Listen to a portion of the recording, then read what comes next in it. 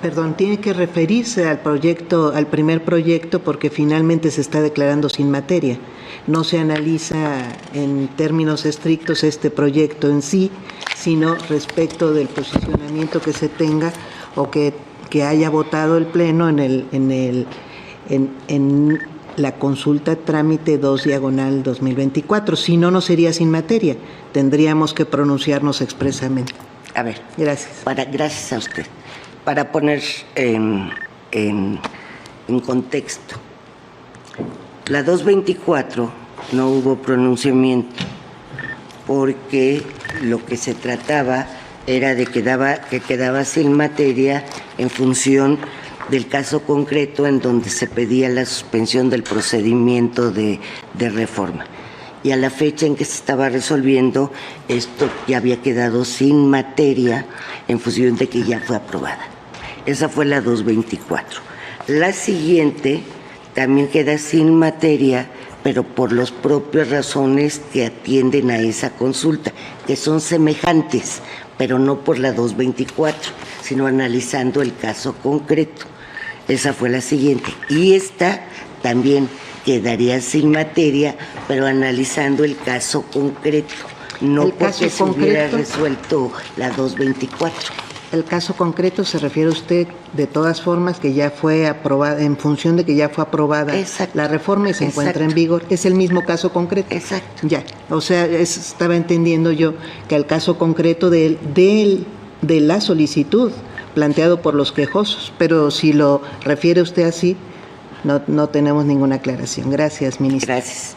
Sí, en el mismo sentido que el anterior, está proponiéndose en el proyecto que no se asuma que existe competencia por parte de la presidencia de esta Suprema Corte, que al conocer de un asunto de los previstos en el artículo 11, fracción 17 de la Ley Orgánica del Poder Judicial de la Federación, se acepte que se tiene competencia para resolver sobre el otorgamiento de medidas cautelares, porque así se presentó la consulta. Entonces se está asumiendo, pues, en el mismo sentido que el proyecto anterior, sin materia por la resolución previa, o por lo menos el sentido de ella, del proyecto de la consulta trámite 2/2024.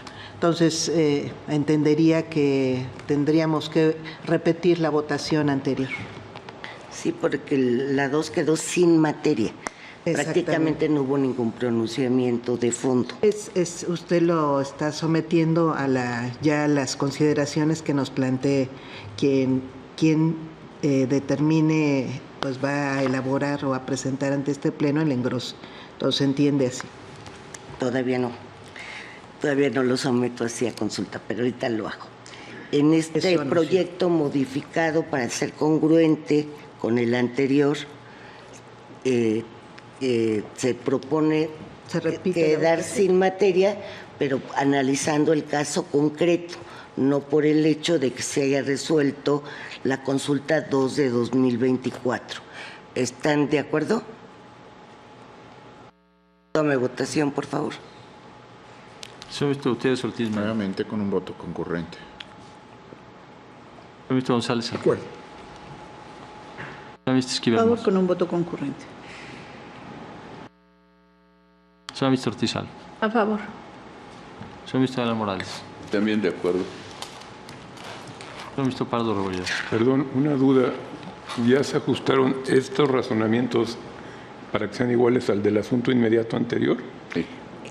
En el sentido de que tiene que analizar el caso concreto, sí, y no por el hecho de que se haya resuelto la consulta 2/2024. Por eso está modificado el proyecto. Si está modificado en los términos, estoy a favor.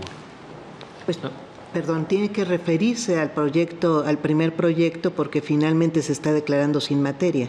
No se analiza en términos estrictos este proyecto en sí, sino respecto del posicionamiento que se tenga o que haya votado el Pleno en la consulta trámite 2/2024. Si no, no sería sin materia.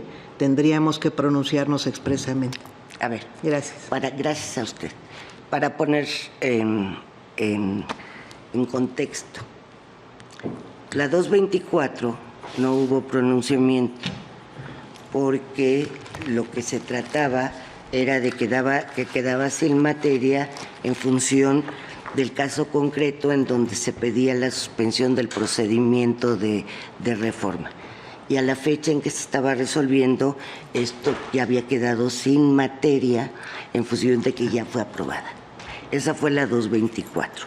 La siguiente también queda sin materia, pero por las propias razones que atienden a esa consulta, que son semejantes, pero no por la 224, sino analizando el caso concreto.